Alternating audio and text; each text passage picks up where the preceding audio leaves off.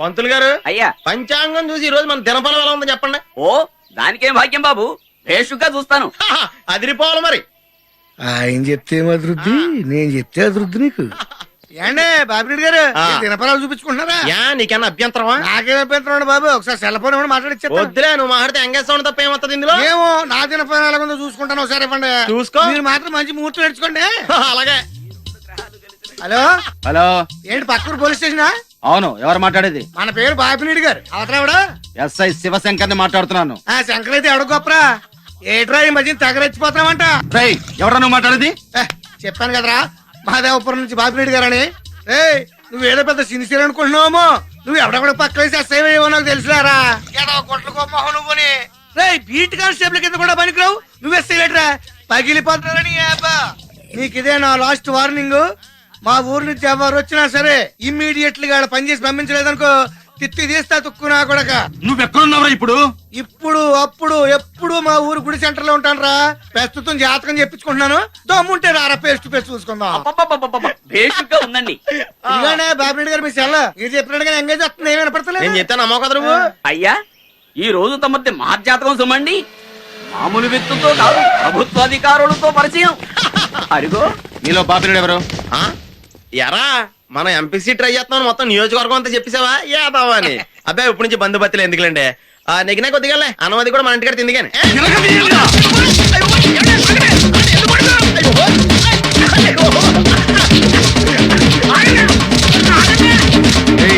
నా తిత్తి తీస్తారా నువ్వు? ప్రతి పోరంబోకు ఎదవకి పోలీసులు అంటే లోకు అయిపోయిందిరా. ప్రతిరోజు స్టేషన్ కు సంతకం పెట్టాళ్ళు, రాలేదనుకో ఎన్కౌంటర్ లో లేపేస్తా. బీ కేర్ఫుల్, జాగ్రత్త. పదండి.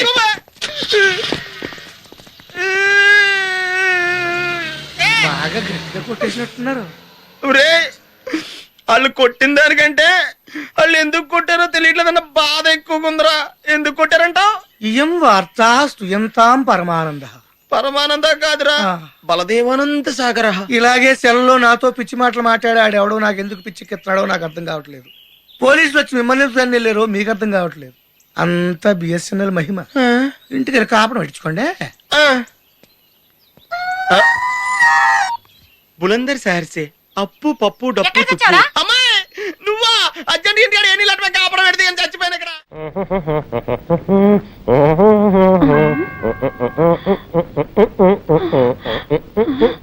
మేరీ చూస్తున్నాడు. తొందరగా డెడ్ బాడీ లాగా పడుకోవయ్యా. కిరాయికి నటించడానికి వస్తే బెదిరిస్తావా?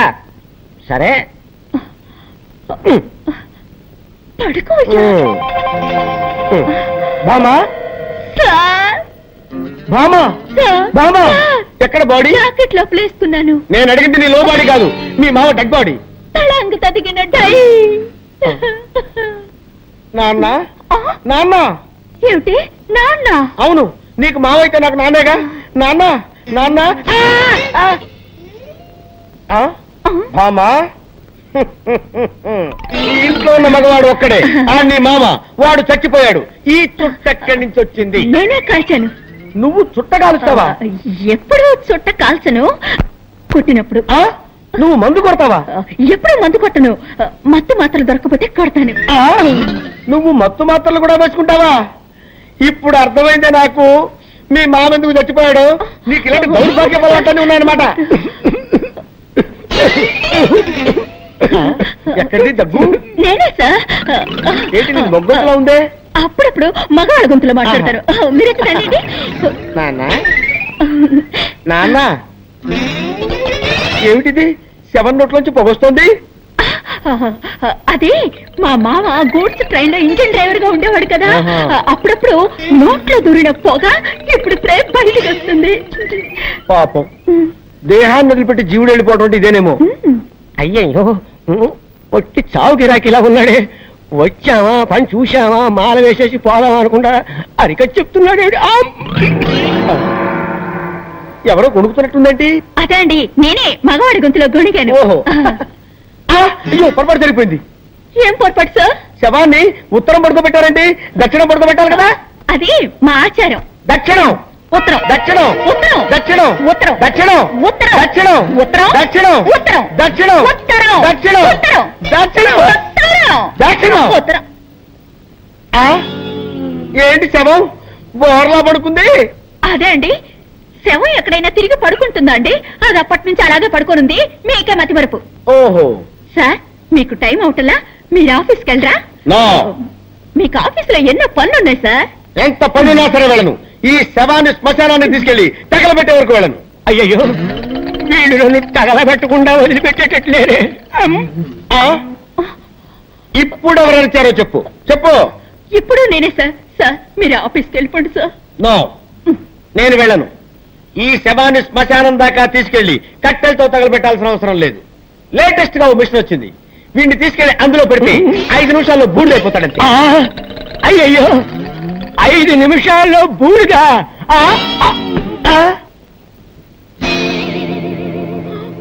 అయ్యో, నిజంగానే చచ్చిపోయాడు. నిజంగానే చచ్చిపోయాడంటే ఇంతకుముందు అబద్ధంగా చచ్చిపోయాడా? అవును, మా మావయ్య చచ్చాడని అబద్ధం చెప్పాను. నాకు అసలు మావయ్యలే లేరు. మీరు శవానికి దండేస్తానని చెప్పారు కదా, వేరే దారి లేక వీడిని శవంలా నటించమన్నాను. మీరు కాల్ చేస్తానన్న మాట విని అదిపడి చచ్చిపోయాడు. అయ్యో, అసలే వీక్ బాడీ, డెడ్ బాడీ అయిపోయాడే. ఈ విషయం పోలీసులకు తెలిసిందంటే మన ఇద్దరిని బొక్కలో పెట్టేస్తారు. సార్, ఇప్పుడు ఏం చేద్దాం సార్? ఎవరికి తెలియకుండా ఈ డెడ్ బాడీని బయటపడాలి.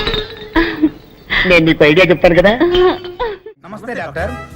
నమస్తే, please take your seats. Thanks. What is the problem?